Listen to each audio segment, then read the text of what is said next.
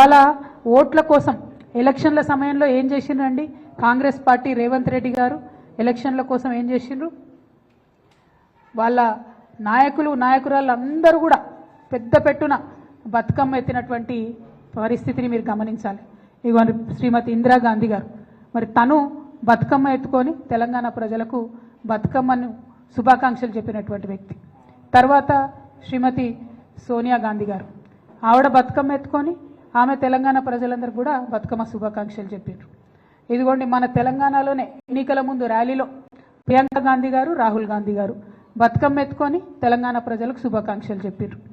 తర్వాత ప్రియాంక గాంధీ గారు అద్భుతమైనటువంటి ట్వీట్ చేసిండ్రు. ఏమని చేసిండ్రు?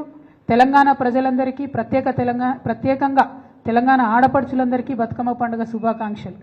ఎందుకంటే 1978లో ఓరుగల్లు మహిళలతో కలిసి మా నానమ్మ శ్రీమతి ఇందిరాగాంధీ గారు బతుకమ్మ ఉత్సవాల్లో పాల్గొనడం ఒక మధుర స్మృతి అని చెప్పి ప్రియాంక గాంధీ గారు చేసినటువంటి ట్వీట్ ఇది. అంటే ఓట్లు ఉన్నప్పుడు మాత్రం మన పండుగలు వనుకొస్తాయి. ఓట్లు ఉన్నప్పుడు బతుకమ్మ తెలంగాణ ప్రత్యేక పండుగని తెలంగాణ ఆడపడుచులందరికీ శుభాకాంక్షలు చెప్పాలని ఓట్లు ఉన్నప్పుడు గుర్తొస్తాయి. ఆ వీడియో చూపి. ఇగో ఇందులో అయితే అద్భుతమైన వీడియో అండి ఇది, మీరు తప్పకుండా చూపించాలి మీడియా మిత్రులు. రేవంత్ గారు, రాహుల్ గాంధీ గారు, కేసీ వేణుగోపాల్ గారు, జయరాం రమేష్ గారు అందరూ కలిసి కోలాటము బతుకమ్మ కలిపి ఆడుతున్నారు. పాపం అక్కడ కూడా మా బట్టెన్నను వెనక వరుసలు పెట్టిండ్రు. సామాజిక తెలంగాణలో బట్టెన్నను వెనక వరుసలు పెట్టి వీళ్ళ అగ్రనాయకులందరూ కలిసి బతుకమ్మ ఆడిండ్రు. బతుకమ్మ ఆడి ఓట్లు ఉన్నాయి కాబట్టి ఎన్ని ఆటలన్నా ఆడతారు అన్నట్టు.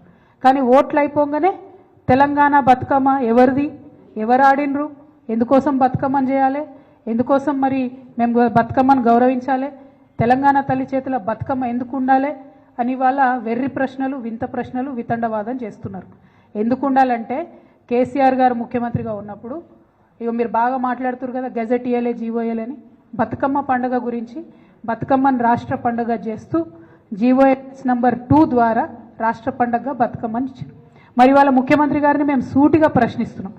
రాష్ట్ర పండుగ అయినటువంటి ఈ బతుకమ్మ పండుగను అవమానించే విధంగా మాట్లాడుతున్నటువంటి మీ మంత్రులను, మీ కాంగ్రెస్ పార్టీ నాయకులను వాళ్ళ మీద మీరు ఏం చర్యలు తీసుకుంటారు? ఇది మన రాష్ట్ర పండుగ అని అధికారికంగా ప్రకటించుకున్నాం. రాష్ట్ర పండుగను అవమానపరిచే విధంగా మేము చేసుకోము, మాకు సంబంధం లేదు, ఎవరు చేసిండ్రు, ఎక్కడ చేసిండ్రు అని వింత ప్రశ్నలు మాట్లాడుతున్నటువంటి మీ నాయకులకు మీరు ఏం ఏం ఏం శిక్ష వేస్తారు?